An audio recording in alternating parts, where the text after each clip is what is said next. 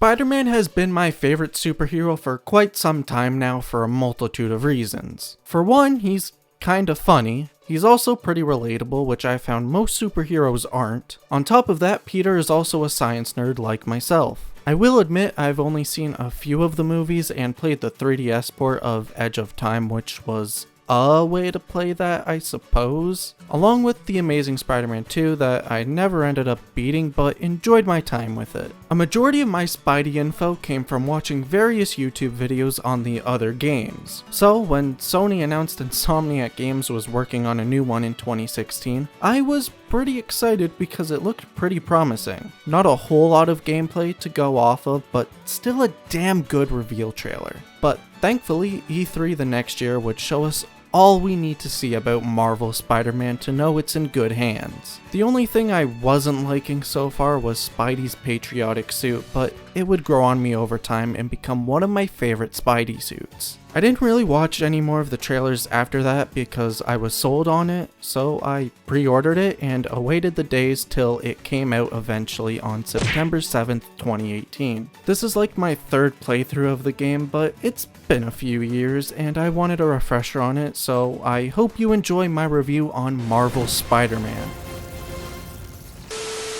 Now, you're not gonna believe this, but you play as Spider-Man. Ladies and gentlemen, they've done it. A Spider-Man game where you play as Spider-Man. He's 8 years deep into this whole superhero thing and is finally brought with the opportunity to take down his longtime nemesis Wilson Fisk. And he succeeds. But man, oh man, do his problems not end there. Because a whole lot of villains get set on the loose and poor Spidey has got to stop them all while also trying to keep up with his normal life as Peter Parker. Which mostly involves helping Dr. Octavius with his plans to change the world. I know that's broken, but like, I could find some use for that. The story is pretty good. I think this portrayal of Peter Parker is one of my favorites. He's very relatable, being awkward in conversation and having girl problems. Also, everything from the extremely high octane moments to the hopeless feeling lows are very well performed by the whole cast. Although the peak of those moments are quite high, they mostly happen in the opening hours and in the back half, making the middle feel a little boring in turn. My other complaints with the story are that it gets broken up weirdly at certain points in the game that I'll talk about later, and some of the subtle hints they try to do for villains kinda just gave it away, which is unfortunate because those moments could have been heightened without knowing. The DLC adds a few more hours of story and focuses mainly on Hammerhead, and I wasn't really a fan of it. After the Black Cat episode, I just kept getting less interested as it went on. Hammerhead just didn't do it for me, and I also think there was a mix of me being burnt out on it. So maybe going back will help and I'll like it, but for now that's where I stand. Swinging around New York has never looked better and is also quite fun despite the simplicity. Once you start combining all his moves together, you'll be zipping around New York in no time and be able to see plenty of familiar places. There's plenty of activities to do as well, like collecting backpacks, taking pictures of landmarks, and cleaning out various hideouts. And it's pretty satisfying to clear them out since you can knock them out pretty quickly without going too far out of your way. And you're able to get an abundance of Spidey costumes with the various tokens on top of that. The side quests are unfortunately pretty repetitive and mostly involve you just tracking things down and only reward you with XP when the main missions already give you more than enough.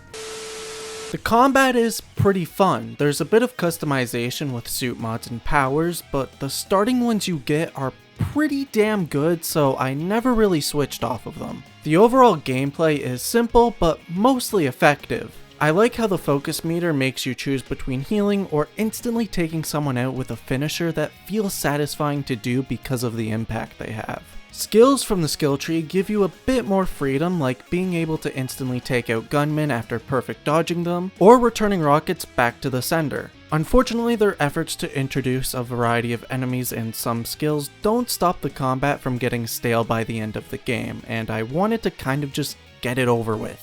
And stealth feels pretty shallow, only letting you do basic takedowns and being very easy because the AI isn't very smart. Poor Spidey will have to put a stop to the Sinister Six in some boss fights that are fun at first, but then quickly become a game of pattern recognition. But that doesn't stop them from having some cool moments and crazy looking visual areas. During some parts of the story, you'll take control of MJ or Miles, and I'm not really a fan of these sections. They're pretty boring being just stealth focused, but then again, the AI isn't that good, so it's pretty easy. They also just don't really add anything to the story and could have just been recapped in like a sentence or a few.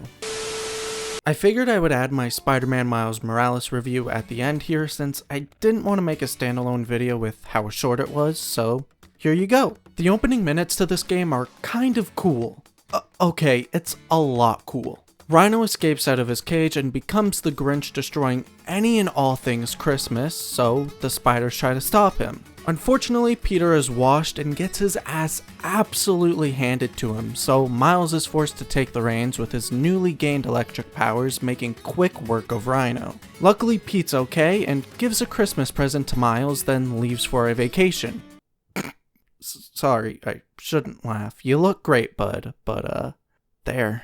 That's a better look. Shortly after that, Spider-Man runs into our lovely antagonist, the Underground, who we find out is led by the Tinkerer. Really? You couldn't come up with a better name? The fucking Tinkerer. Come on. It makes sense though, I guess. A dumb name for one of the dumbest villains. Spoilers for the end of the game incoming.